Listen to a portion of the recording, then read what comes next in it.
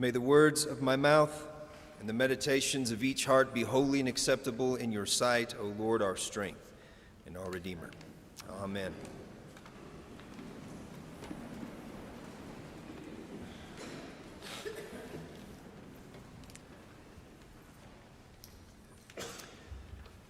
Something strikes me as odd this morning, and it's this: you shouldn't be here. You shouldn't be here. It really doesn't make a lot of sense. I mean, look at the data. Don't you know the church in America is shrinking? People left and right, they're leaving. Even those raised in the church, they're choosing not to come. Why? They don't believe in all this. They don't need all of this. They look around, they study the state of the world. These aren't bad people. They're thoughtful. They're caring. They just don't see the point anymore. These are people who read, they pray, they meditate, they find community in other places, and they're spending their Sunday mornings doing something else. Can you blame them? Brunch with the family, going for a walk, playing golf, gardening, watching Meet the Press or some series on Netflix, easing into the week, taking time for themselves, a little R&R. Now, wait a minute, Jared. You might say to yourself, you're making this no church on Sunday morning sound kind of nice. It is nice. It is. We don't have to pretend. It sounds kind of wonderful, doesn't it? You know what would be great? You know what would be wonderful is if the church stopped acting like we were the coolest thing to do on a Sunday morning. Because we're not. We're not. But we're all here. If you think about it, we shouldn't be here. Plus, isn't it the busiest season of the year right now? Each and every one of you, from youngest to oldest, your calendar right now is full of meetings and exams, end-of-year reviews, parties you don't have time for, presents you don't have money to buy, and spending time with people you don't even really like that much. And why would you want to leave the house if you didn't have to, right? All the glitz and the glitter and the advertising, the soul-sucking, vampiric corporate shills infecting friends and neighbors with slap-happy, gee golly, aren't we all wonderful? Jesus is the reason for the season zombie virus, huh? And their forces only get stronger every time Starbucks sells a peppermint mocha or someone plays Mariah Carey's All I Want for Christmas Is You. And you may ask yourself, how, Father Jared, how do I know if I've been infected? Let me ask you a question. Are you watching Hallmark Christmas movies? It may be too late.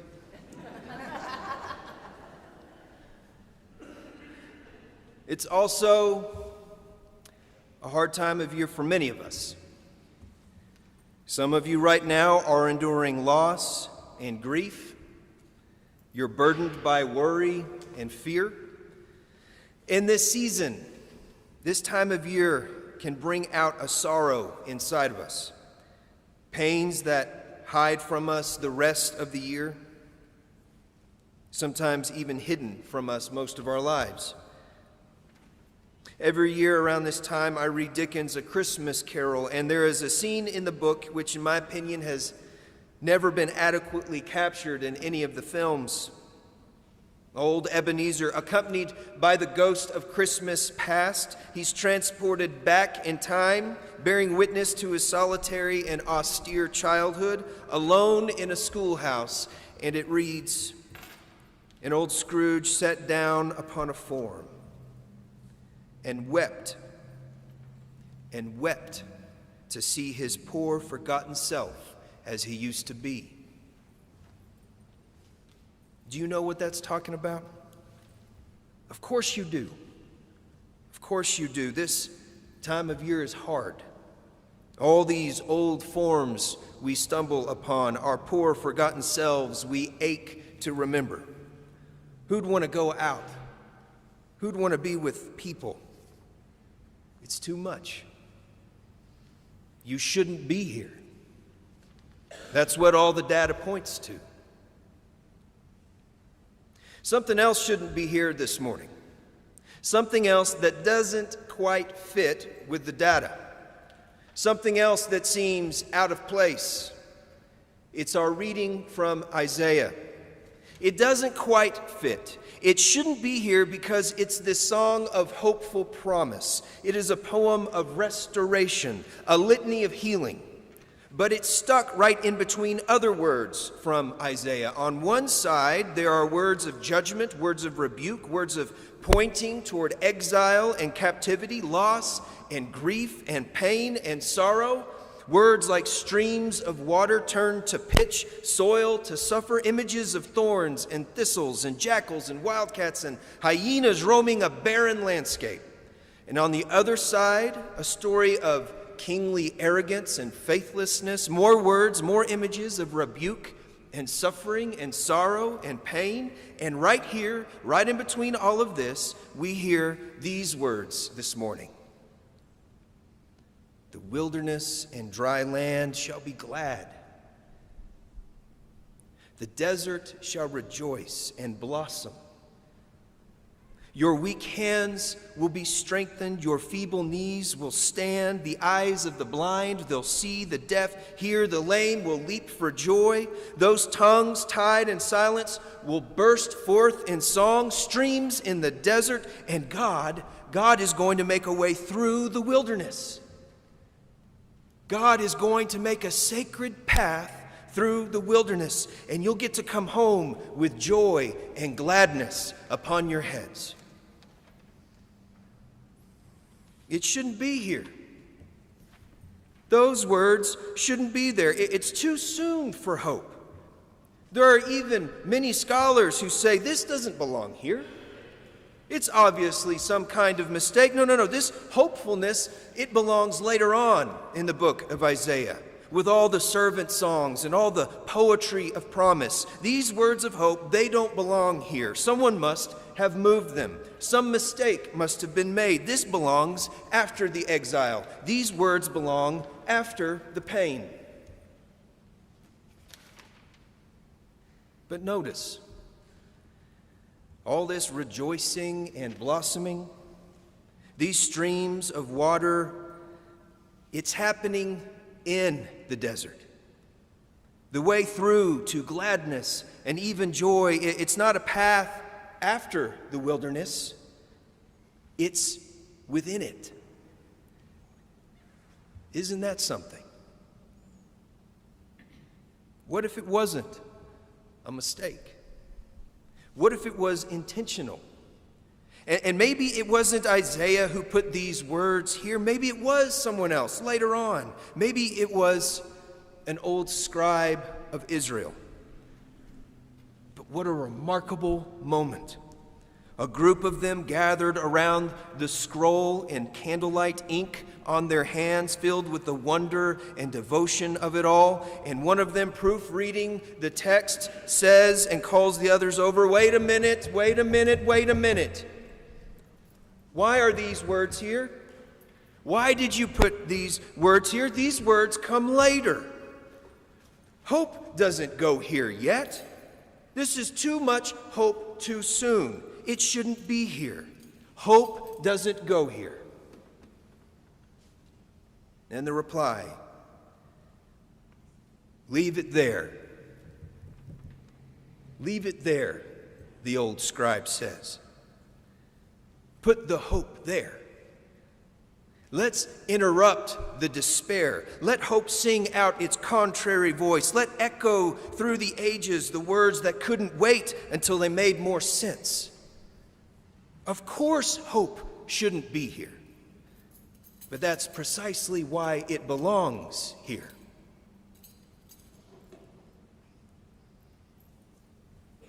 About 12 years ago, halfway through seminary, I spent a summer as a chaplain at Riley Pediatric Hospital in downtown Indianapolis.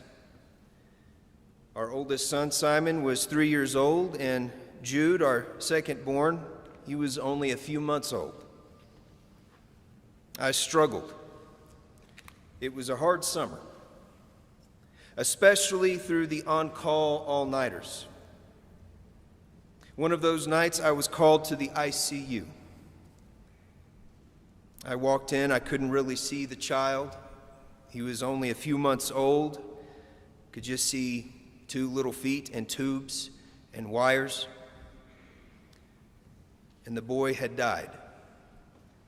The firstborn of a young mother and a young father. I ushered them to a room where they were surrounded by loving family, tears, embraces, softly spoken words I couldn't make out. I stood in the corner. I was lost, overwhelmed. I couldn't speak, didn't know how or what to pray, tongue-tied sadness. I was angry. I was angry for being hurled into such a cold and meaningless universe. I watched a young father collapse in a chair. He looked like a little boy, or a man reduced to being a boy. And then I watched this young mother.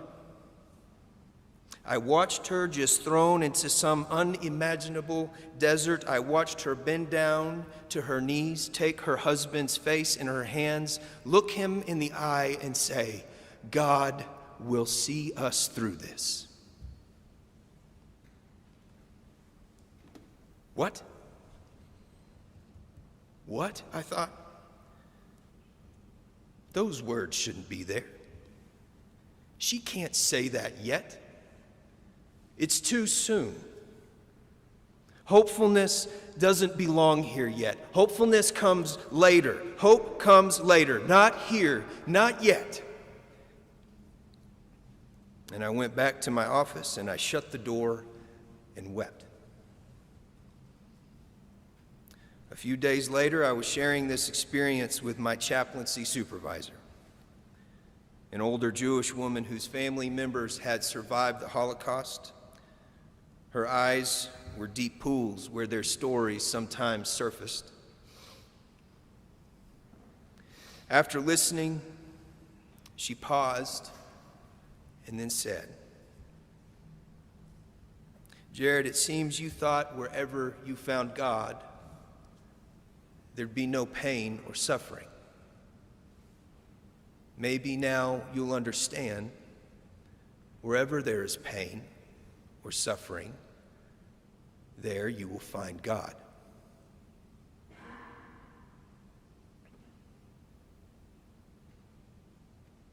Put the words there, the old scribe says. Don't make them wait for it. Don't make them wait for hope. Put the words there in the middle of the pain, in the middle of the sorrow.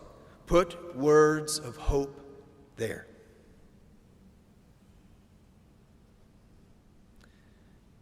No, you really shouldn't be here this morning. All the data points against it. But we've always been an against the data kind of people. That's what people of hope always are, against the data.